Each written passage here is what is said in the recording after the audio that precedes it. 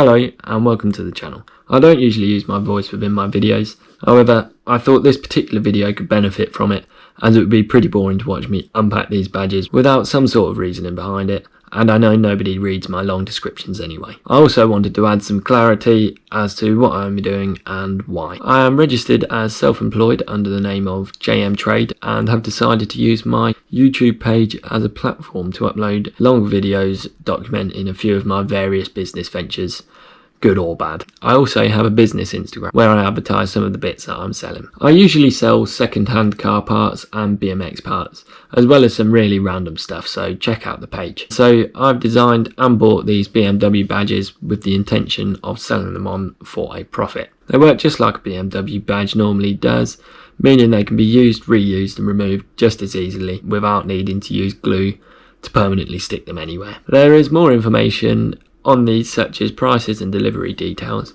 If you are interested, give me an inbox on Instagram, either at JM Trade or my personal one at @the_Jordan Mills.